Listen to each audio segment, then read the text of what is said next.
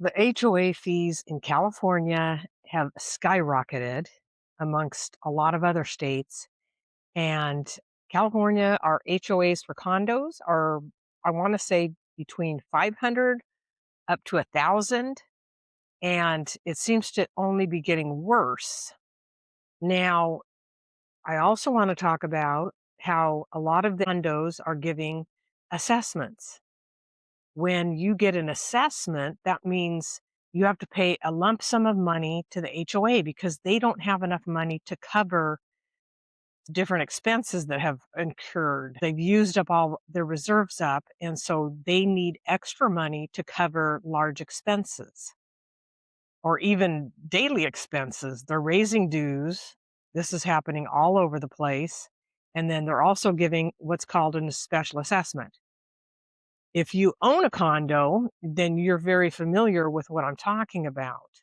Now, on a special assessment, when they do give the assessment, and if you decide you want to sell your condo, that's something you have to disclose to the buyer. If you don't have the assessment yet, but they're talking about giving it, then you still have to disclose that on your disclosure statement because by law, you have to inform the buyer everything you know about the property. The buyer's normally going to get the CC&Rs, the bylaws, and the minutes from the association when they purchase the property. They get that during escrow.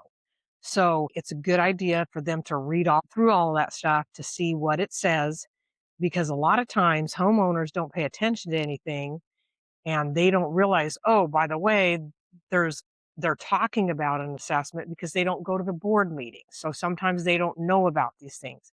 So it's important that if you're buying a condo that you read through all that documentation. Don't wait for your realtor to read through it. You read through it. You will get all these documents from escrow. So it's very important that you read through that. So anyway, the associations are raising their dues throughout, I want to say, the whole United States, and it's getting pretty ugly.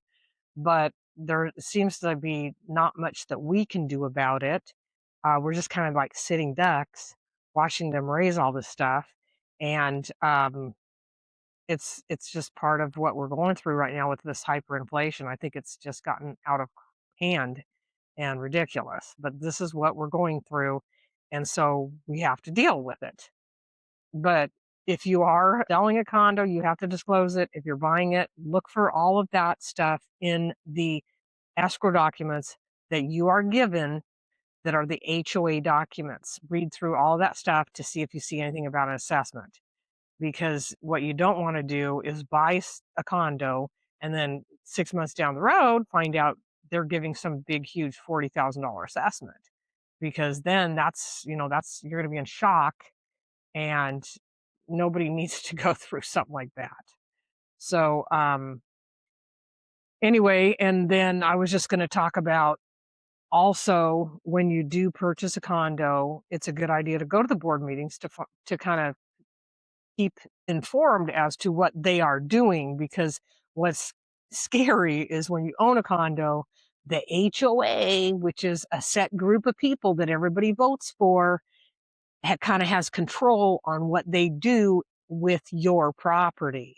So you kind of lose control. You need to go to those board meetings so that you're informed when they change different things. And sometimes it can be a real pain fighting with the board members because I don't know if you've ever been to a board meeting, but it's not fun because you got all these people that are on the board that have egos and you got to deal with them. And it's not always easy to deal with. So, think twice before you actually purchase a condo because, that's what you're getting yourself into, and they maintain the outside. Usually on a condo complex, they're gonna maintain the grounds. That means if there's any, lawns to be mowed or trees to be trimmed, they're gonna maintain the pools and spas, all the outside maintenance, and they cover insurance on the building, on the outside of the building.